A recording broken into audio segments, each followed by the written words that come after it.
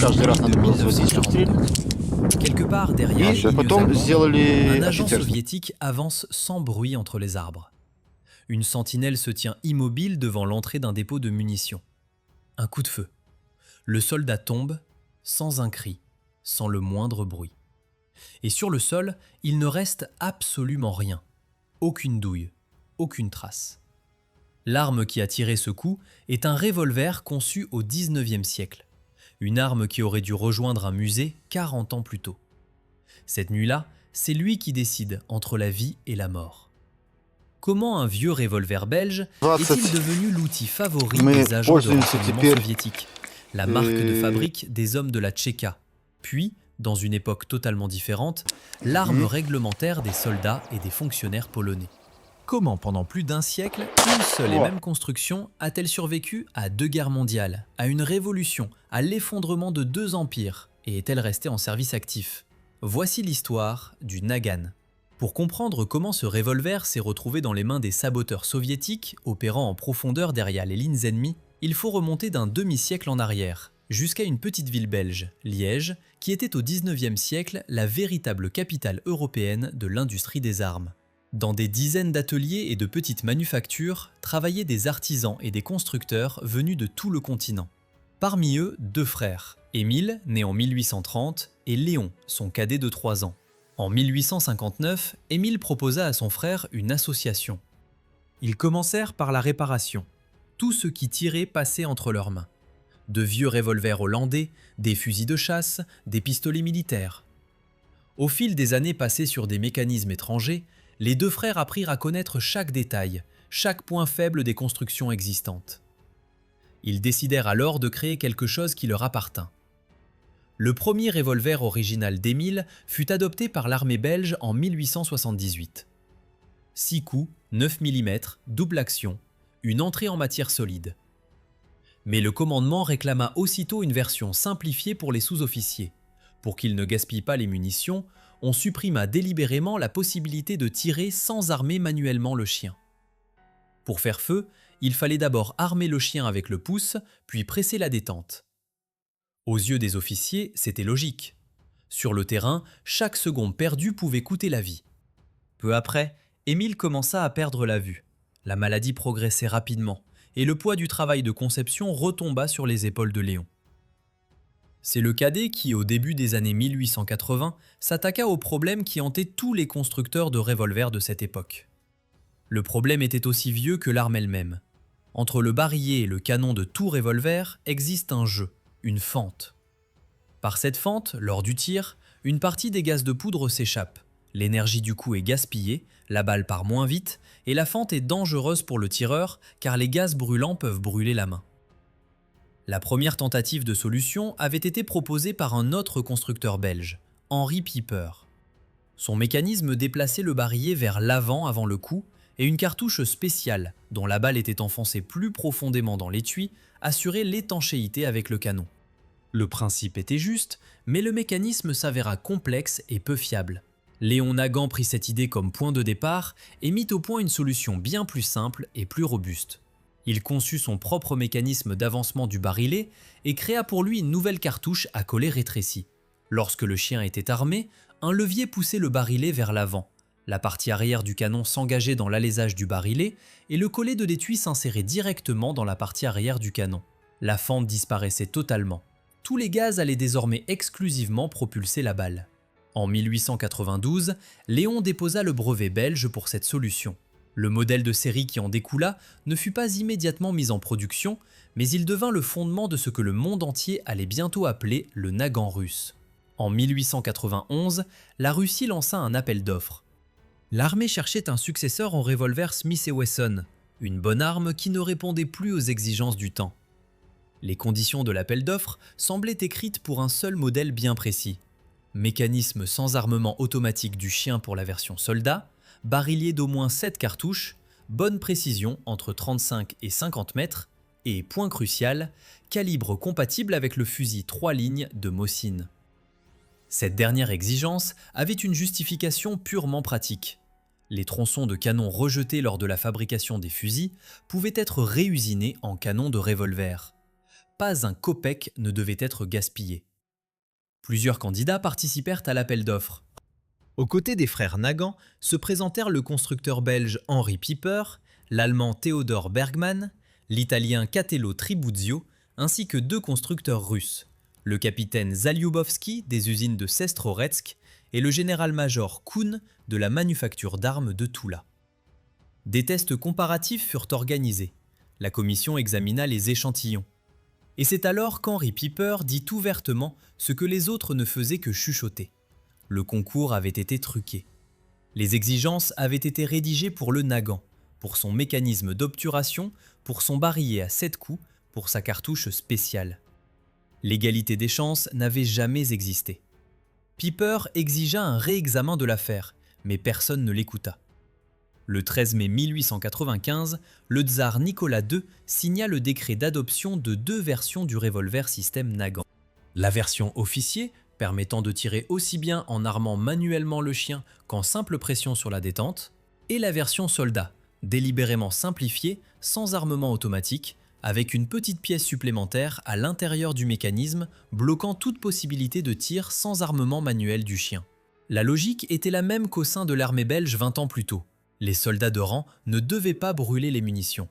Le paradoxe est que cette décision fit précisément de la version soldat une rareté, et avec le temps, la pièce la plus précieuse pour les collectionneurs. Les premières livraisons du revolver Nagant arrivèrent en Russie directement depuis l'usine de Liège. Mais l'armée voulait une production nationale. La mission fut confiée à la manufacture d'armes de Toula, un établissement à la longue tradition qui produisait déjà des fusils et des baïonnettes pour l'infanterie impériale. Il apparut rapidement que pour lancer la fabrication de précision des 39 pièces du revolver dans les tolérances requises, il fallait renouveler entièrement le parc de machines-outils. Le Trésor russe acheta pour plus d'1 million de roubles de machines-outils américaines. La somme était colossale. Si on l'avait intégré au coût de revient de chaque exemplaire, le revolver aurait coûté 2 fois plus cher. Mais en tant que dépense d'État, on ne la comptabilisa tout simplement pas. À partir de 1898, Toula produisit les Nagants de manière autonome et à pleine cadence. 2 ans à peine s'écoulèrent avant que le revolver ne soit mis à l'épreuve dans un endroit que personne n'avait prévu. À l'été 1900, la Russie envoya un corps expéditionnaire en Chine pour participer à la répression du soulèvement des Boxers. C'était l'une des plus grandes opérations militaires de cette époque en Extrême-Orient, menée par les forces combinées de 8 puissances. Lors de l'assaut des forts de Takou, le lieutenant russe Stankevitch, du 12e régiment de fusiliers de Sibérie orientale, fut le premier à pénétrer dans la cour d'un des ouvrages fortifiés.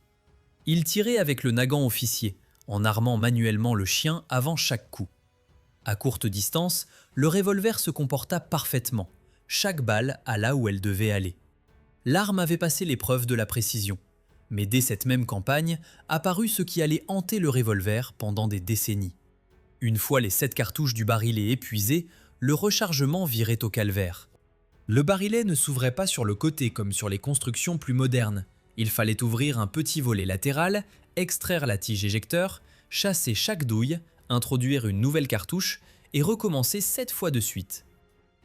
Si la douille s'était dilatée sous la chaleur ou encrassée, la tige ne suffisait pas au premier essai.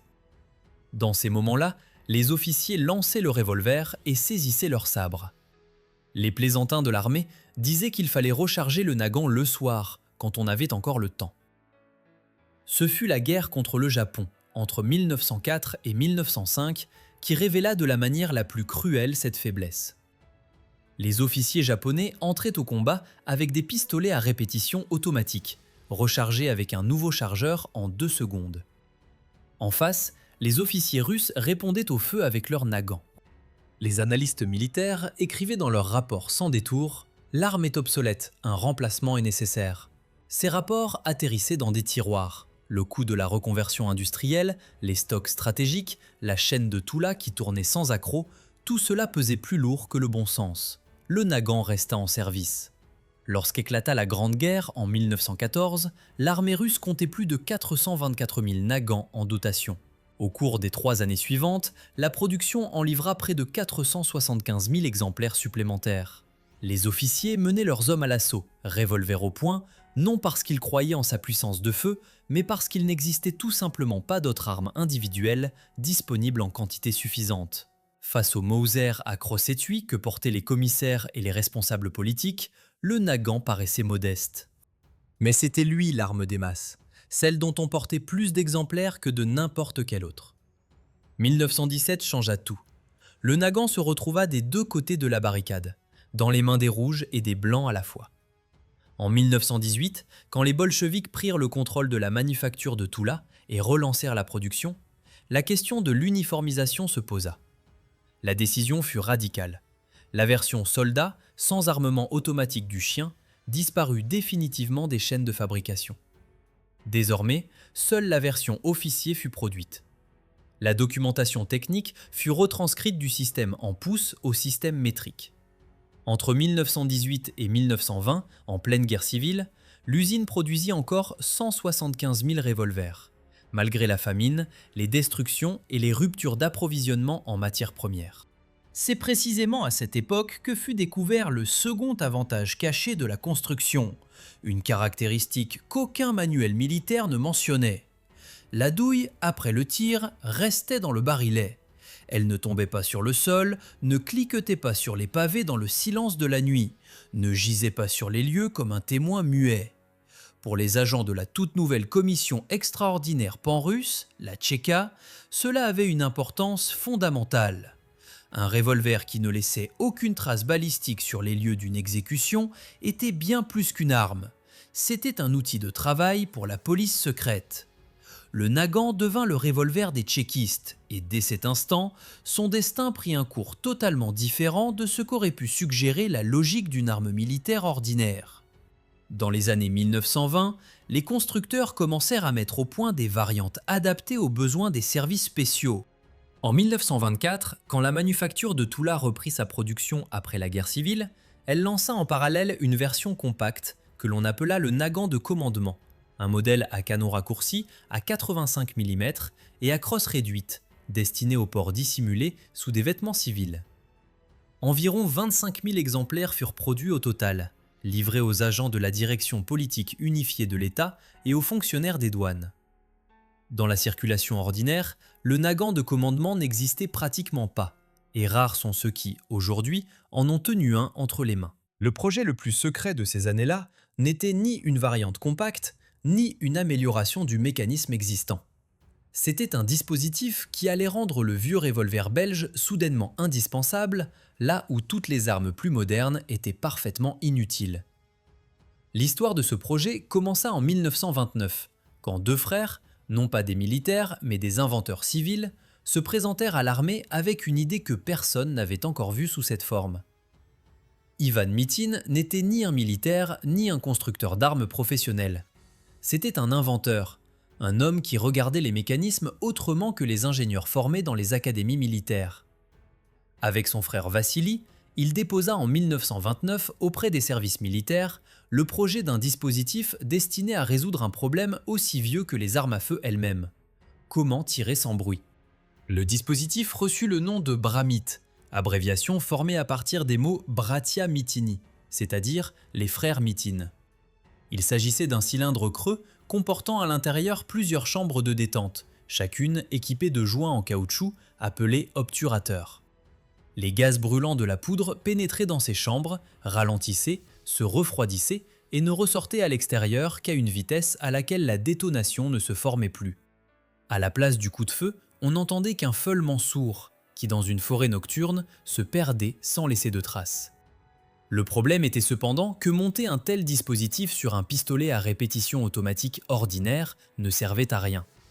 Dans les pistolets à culasse mobile, les gaz de poudre s'échappent non seulement par le canon, mais aussi par le jeu entre la culasse et la chambre au moment de l'ouverture après le tir.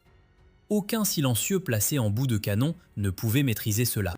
Il fallait une arme dans laquelle tous les gaz passaient exclusivement par le canon et exclusivement par le silencieux.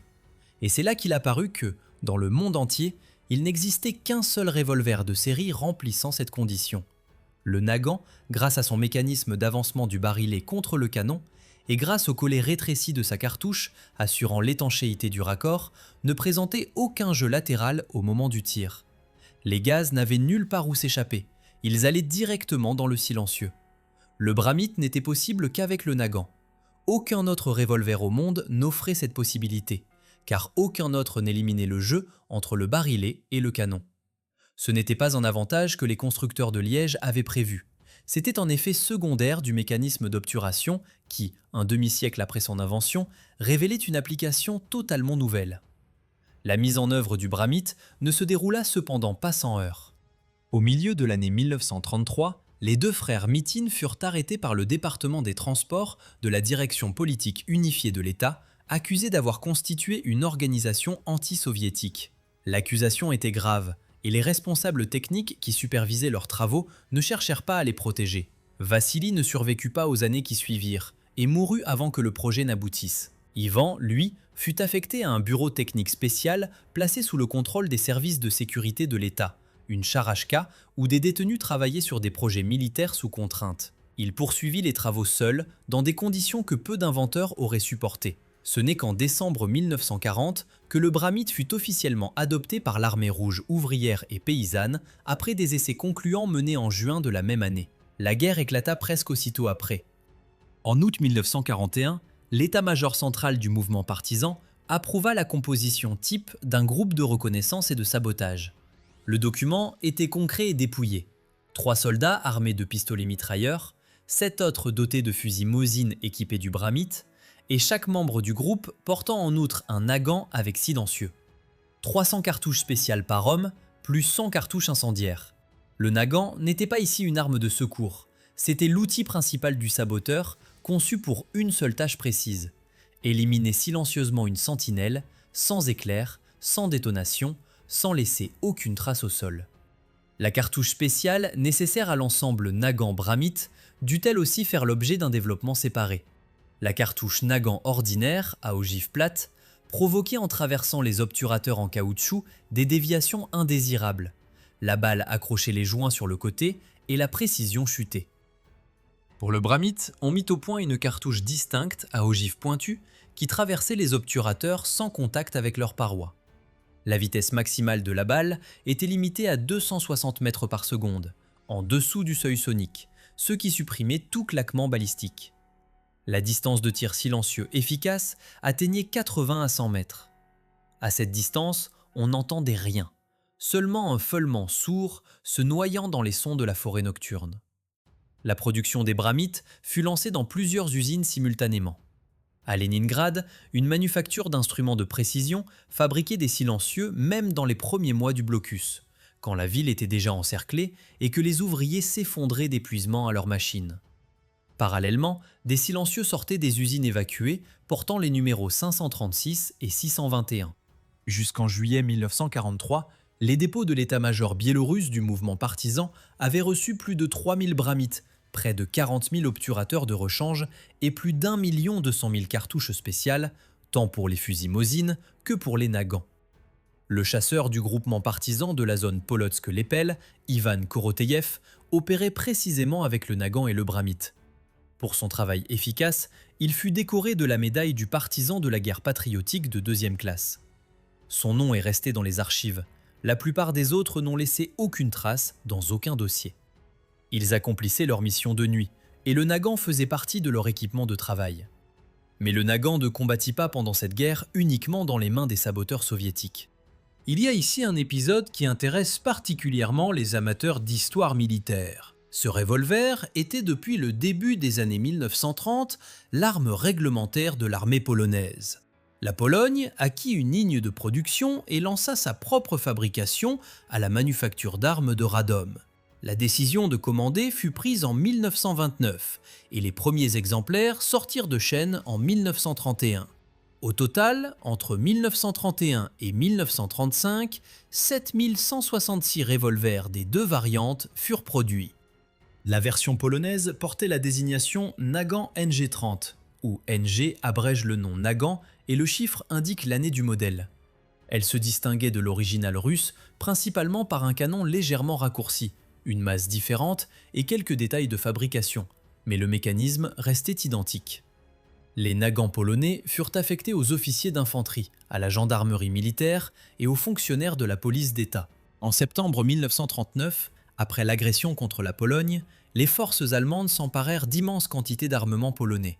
Parmi les prises de guerre figuraient des milliers de revolvers NG30. Les Allemands ne les jetèrent pas, ne les entassèrent pas dans des dépôts comme du matériel inutile. Ils les intégrèrent à la dotation des formations de police et de garde, leur attribuant la désignation revolver 612 PE, où la lettre PE indiquait l'origine polonaise.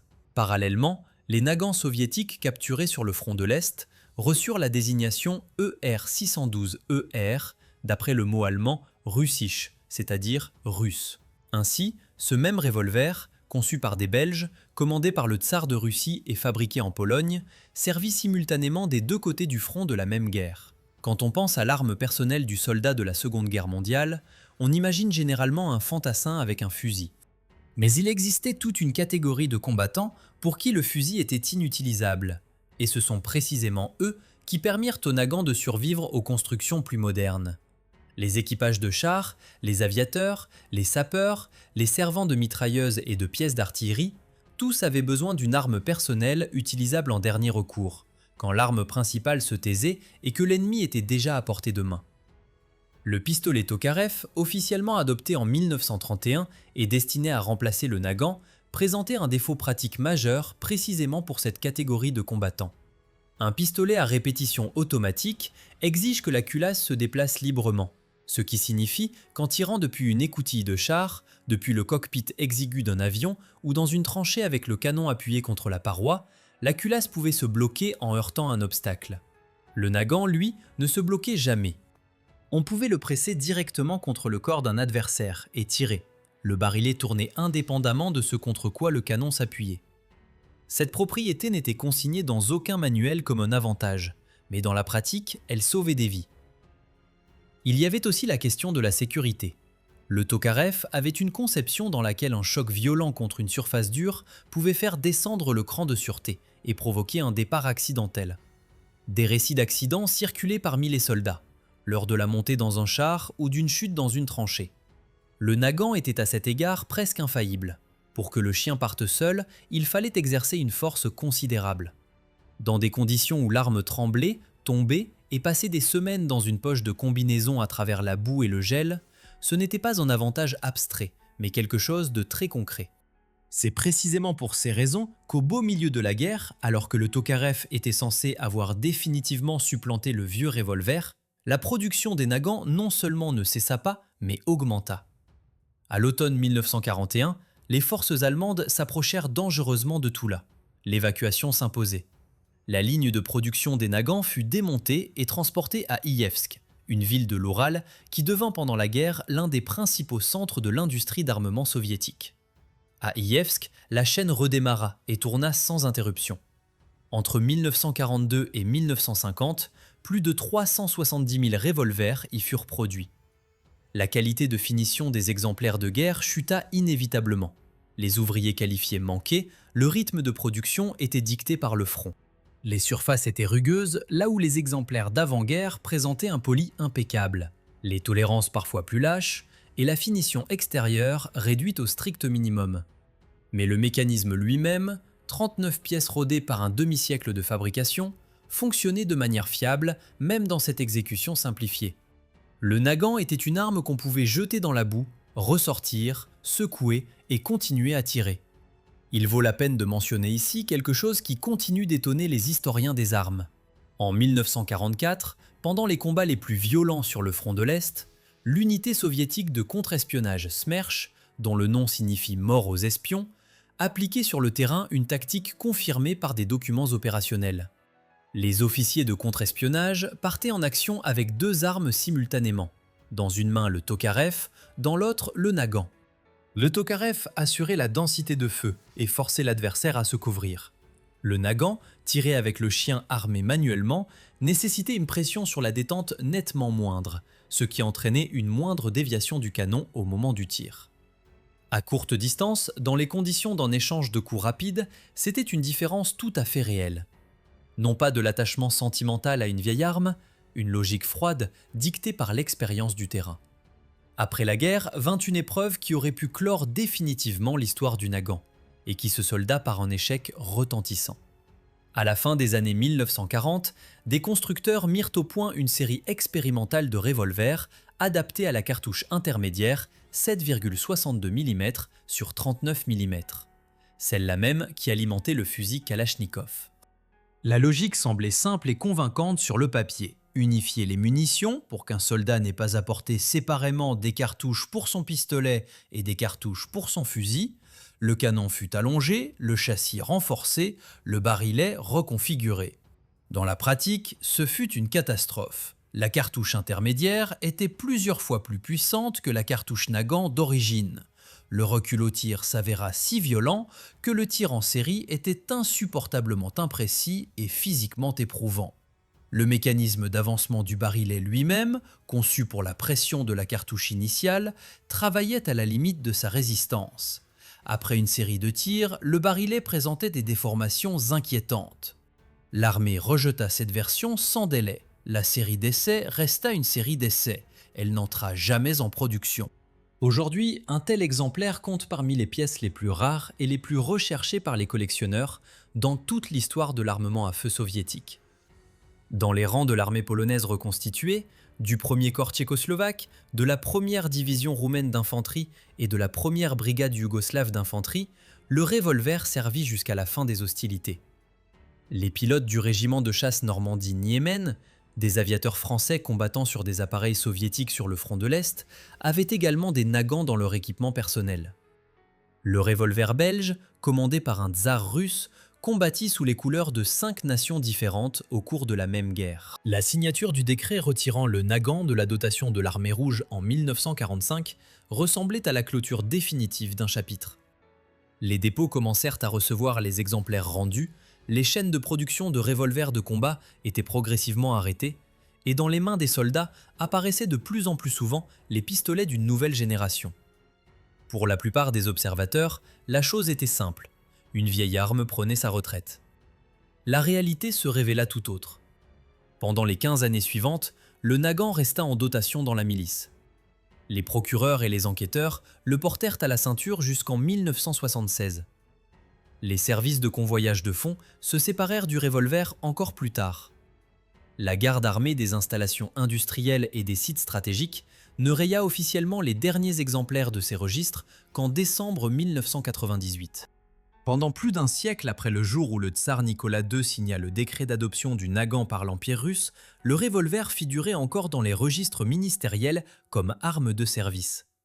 Le ministère soviétique de la géologie distribua pendant des décennies des revolvers aux chefs d'expédition géologique et aux géologues en chef, comme équipement standard de terrain.